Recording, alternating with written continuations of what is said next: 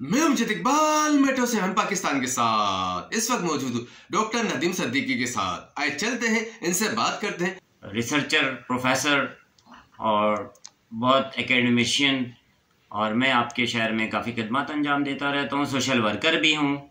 और इस वक्त जो ट्रैफिक का मसला है, तो इसके लिए मैं सबसे पहले आप सबको ये बताना चाहता हूँ कि दुनिया की सबसे तरक्की याफ्ता मुल्क जो है, सुपर पावर, उसमें दो नाम आते हैं, लंदन, अमेरिका।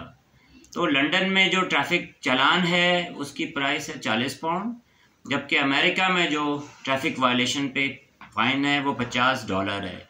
तो 40 पाउंड के बनते हैं तकरीबन 15,000 रुपये, और लंदन में और अमेरिका में बनते हैं तकरीबन 12,000 रुपये।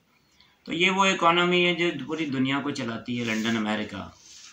अब यहाँ पाकिस्तान के जो जुर्माने लगाए गए हैं 12,000, 10,000, 20,000 मोटरसाइकिल वालों के साथ, गाड़ी वालों के साथ, तो ये सुन के तो कहते हैं it is a mind blowing figure. मेरा तो दिमाग घूम जाता है कि ये किस अक्लमंद आदमी ने ये जुर्माने लगाए हैं। पाकिस्तान गवर्नमेंट के अंदर, सिंध गवर्नमेंट के अंदर पूरी असेंबली मौजूद है। यहाँ सिंध असेंबली में सैकड़ों MPA मौजूद हैं। तो मेरे दिमाग में ये नहीं आ रहा कि इतनी पार्टियां जो मौजूद हैं उसकी MPA इस वक्त क्या कर रहे हैं। कोई झक मार रहे हैं सारे बैठ के, कोई असेंबली में बिल पेश नहीं हुआ, अभी तक कोई बात नहीं हो रही। इतना भारी जुर्माना इस गरीब मुल्क में, जहाँ के लोग परेशान हैं बिजली के बिल से, पानी के बिल से, गैस का बिल नहीं दे पा रहे हैं।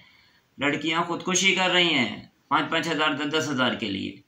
तो इस मुल्क में जहाँ मोटरसाइकिल वाला जो है, यहाँ जो एवरेज मोटरसाइकिल है, टूटी फूटी मोटरसाइकिल है कराची में, और वो मोटरसाइकिलें की कीमत 15,000, 20,000 रुपये की है। वो बेचारा जो है जा रहा है तो वो 20,000 का चालान कहाँ से देगा?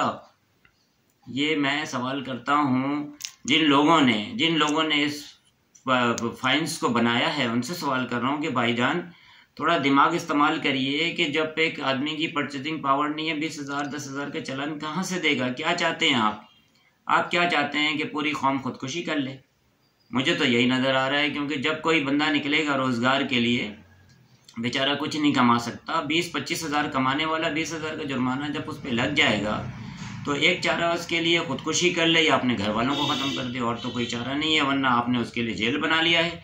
वन वे वायलेशन के लिए IG साहब बड़े अच्छे ऐलानात करते हैं कि वन वे जो करेगा उसको FIR काट देंगे, उसका कैरियर तबाह कर देंगे, उसकी डिग्री ख़त्म कर देंगे, लाइसेंस कैंसिल कर देंगे, और आखिर में NIC भी ब्लॉक हो जाएगा। तो क्या तमाशा है सर?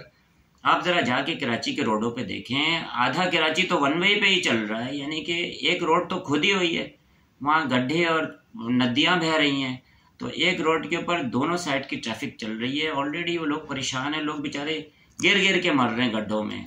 सर मैं चालान जो टैंकर माफिया है, टैंकर माफिया, डंपर माफिया, बस वैगन, इनके बारे में कहना चाह रहा हूँ कि इनके ऊपर IG साहब कोई बयान नहीं देते। बड़ी हैरत की बात है, ना DIG ट्रैफिक कोई बयान देते हैं, ना IG साहब कोई बयान देते हैं।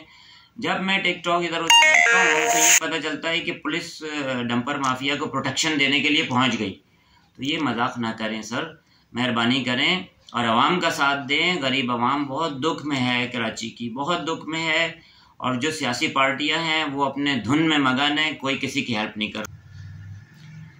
इस सिचुएशन को देखते हुए मुझे लग ऐसा रहा है कि कहीं वो दिन ना आ जाए कि कराची की 10-20 लाख आवाम।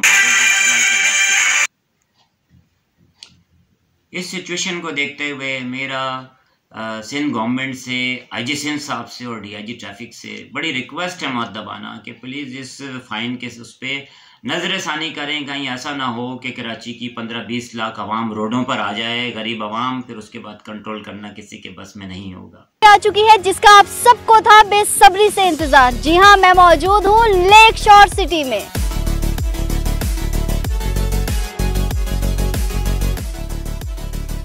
खानपुर डैम के करीब कुदरत के हसीन नज़ारों में बसने वाला लेक शोर सिटी, ये वो जगह जहां ख्वाब हकीकत बनते हैं।